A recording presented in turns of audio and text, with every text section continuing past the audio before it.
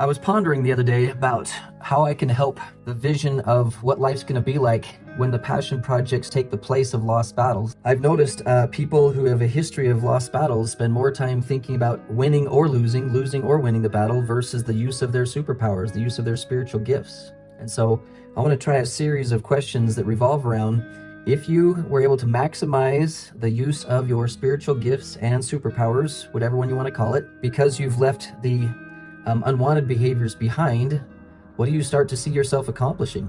I just think back to times where I have been able to just purely focus and use my spiritual gifts, particularly learning quickly. And yeah, I've been able to make progress towards any number of educational goals. Are you comfortable thinking about what your skills could do for other people? Yeah, oftentimes I will relate my skills back to how it affects and improves the lives of my family. You know, in particular, it's my passion project of learning web development and programming is so that I can change careers and be with my family a lot more often. I invite you to start stretching your mind on how someone who at one point in their lives felt like a damaged goods or something like that is now being a high quality contributor notwithstanding their past. There's an important brain shift that occurs with that. And it does take a little bit of miracle allowance, like how can someone as broken as I've been or irrelevant as I've been start to have an influence on other people? As you can feel, your enthusiasm towards your contributions to the world gets flattened when you have recent lost battles. Is that true for you too? Yeah, so reminding yourself, why win today so that I can have that in the short term and this and other thing in the long term. Guilt-free serviceman. Guilt-free serviceman. I guess my superpower is being able to give and just to give and not to care whether I'm getting back or not. You know, I do a lot of assessments, and I end up doing assessments where I know a good share of it's not going to get paid, but it needs to be done because that's what the client needs. One of the gifts that I have is one that I am currently using. It's mentioned in my patriarchal blessing as the gift of intellect, and it's the ability to read and understand and then learn and apply information, which is obviously something that I'm using well in school.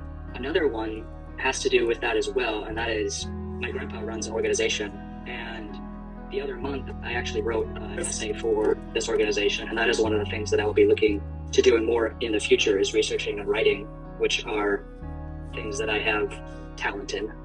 Are you available?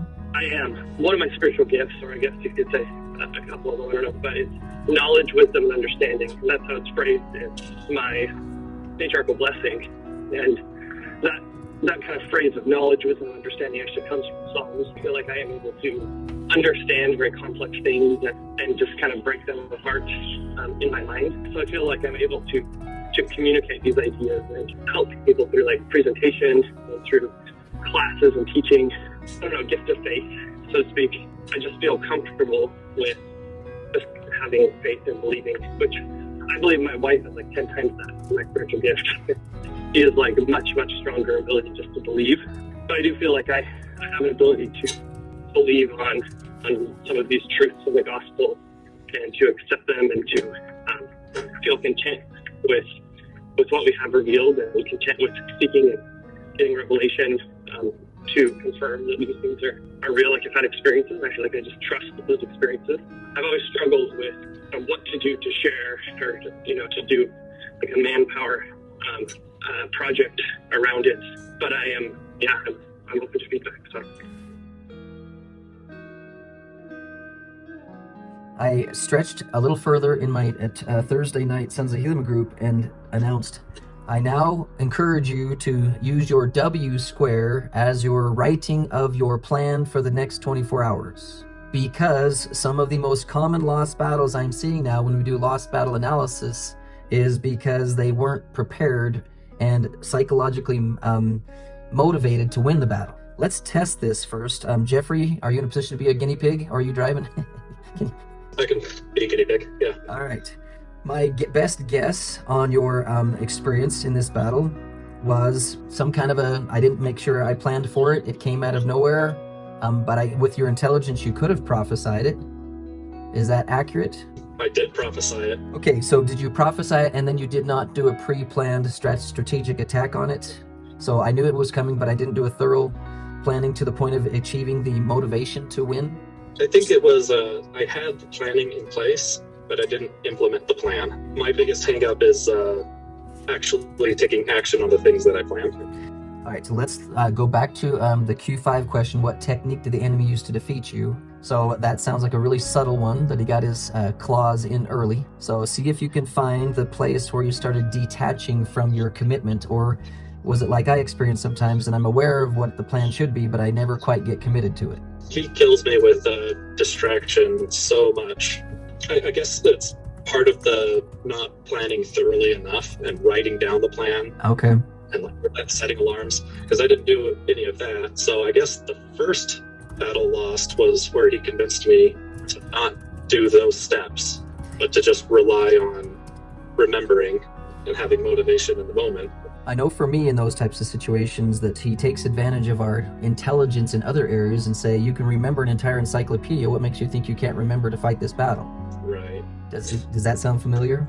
Yeah. So let's go back and let's see if we can find some small and simple basics to anchor down to. What do you recommend for yourself based on this trick pattern? For my writing, it should be very much the write out the next 24 hours. I can prophesy, and I know what's going to happen, and I know what will happen if I do nothing. I need to just make it very strict. And I have to write it out. I have to set the alarms, and I have to not give myself any sort of wiggle room. I would need to then add my reasons for being so strict with myself, at least for a season, because he'll sabotage that with, you don't need to do this. You don't like it. It doesn't work for you. It wears you down. It gets you tired. Do you get any type of attack on any rigidness? Maybe not rigid. I think it's more just, oh, isn't it more fun? Because it satisfies like the whole ADHD. Is this like a more engaging thing? I like that. That's good self-awareness. The book Putting on the Armor of God, or at least that was what it was used to be called, now it's called Armed with Righteousness. One of my favorite things that he teaches is the momentum switching technique that's almost like some form of martial arts, where instead of fighting over the temptation, he agrees with it and then switches it on him. Wouldn't it be pleasurable to, and you go, well, yeah, it would be, but that's not the emotional goal I'm seeking right now. What would your emotional goal be in those moments instead of fun and engaging? I guess it's increased confidence and confidence, since it doesn't lead to me gaining more skill and knowledge in life. So it was a surprising concept for me to have emotional goals. Why are you planning to write this down? Why are you writing this down? Why are you putting an alarm in your phone again? Keep putting those like why reasons in so that you can have a direct emotional attachment. I think it connects with the gap in the game concept.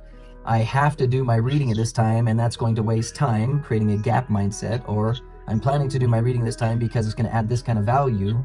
You can put some gain right where the enemy might propose that that's just a gap. Walk us through the next 7 days and see if we can find anything else that would keep you from having a 7 and 7 day reported next week. I'm thinking more it's going to be mounting stress of procrastinating them and not just getting them out of the way, getting them done and squared away. So when is the best time to plan them so that you'll be motivated to do them in a timely manner instead of let them become a stressful procrastination? I have time after this call, okay. So I'll do it then. How do you move yourself into a mindset of motivation for such boring things? Well, it's not about it being boring. It's so what if it's boring? I guess it's kind of the attack. That's not my motivation. It's not. So what if it's not fun? It's necessary. I would rather have peace and certainty later in the week because I've already done these things. Thank you. I've tool that I found a long time ago that works in both negative behavior and positive behavior is called play it through. And when you have a fast mind like yours, you just play it through. So if I procrastinate and play it through, what's that going to feel like at the end of the day? If I walk down this pathway into the gray zone, which has a crash and burn zone right after that, what's it going to feel like afterwards? Until you can see the outcome, and then you've got a plan in place. Part of what I learned about physical exercise, once you get a cycle going, the enthusiasm for the next workout is based on the pleasure you still experience from the last workout, the carryover of the chemical reactions. It's like, you know what? I still remember how nice that was. I want it again. I invite you in this process to play it through to the outcome, where if you do the thing that's fun and quote unquote relaxing and distracting, play it through to what it's going to feel like at the end, and then build some momentum. With this ADHD thing, I want to re-comment on something if I haven't done it before. One of the biggest secrets of my success and keep me motivating is finding a way to post today's writing, today's article in a social media location where other people can start to comment on it, like it, or to be fed by it, and then just keep stacking them up until there's enough of them to organize into a book. And even with the classes I teach, the marriage repair workshop, the first season of that, I created each of the next lessons during the week. They were not pre-created. I had a vision of what I wanted them to include, but I did one at a time. Even the 12 lessons that go with Men of Moroni, those were all created 1 week at a time. And then I started making them available to the world sooner. So if your attention deficit disorder keeps you from enjoying long-term success, create a cycle of short-term success. All right, so Jeffrey, steps must be attended to get a 7 and 7 this week. Planning out, it's being very specific and strict, writing the why for each battle. Will that conquer the mood issues? Yes. And practicing some of these new concepts of playing it through, trying to do that, I guess, more formally, using that in the moment. Remember that your identity, what you define yourself as, has a lot to do with what you think you can pull off with your superpowers. If your only vision of yourself is to be slightly better than horrible, your superpowers will never be used to their full limit. We no longer have the advantage of being stupid 19, 20, and 21-year-olds, and so we've got a lot of reality that's hit us in the face. We've got a lot of examples of failure and disappointment in our lives. But may I recommend that part of what President Nelson's trying to promote is this miraculous idea that even we can become the noble and great ones of the final generation, notwithstanding our weaknesses, notwithstanding our sins of the past. It's part of why I'm really grateful for Alma the Younger's story, because it shows that an extreme sinner can become a prophet. And if you don't believe that you can become a prophet or a massive influencer, whether it's a quiet behind-the-scenes person through technology or through writing or through speaking or through hands-on service, please, brethren, allow yourself to believe that you can be a part of big miracles. Is there anything in particular you want to make sure we address today to make your next week or month stronger? I mean, something that Jeff said that was really rang true to me is that distraction. I find myself constantly looking for distraction. And I mean, for me, it's usually with some form of entertainment. And so it's like once the kids and stuff are in bed at night, it's like what I want to do is like watch TV. But I see it being like a strong way of distracting from pain. And when I say pain, I mean like just like those daily stress buildup, kind of like what Jeff started. But I just wish that I felt like more of a desire to do these passion project things. Maybe it's because I haven't found something that really feels like a passion project to me. When you work your brain as hard as you guys do, you have to remember it is an organic organism, not much different than a body when it comes to getting into shape for any type of high achievement physical thing.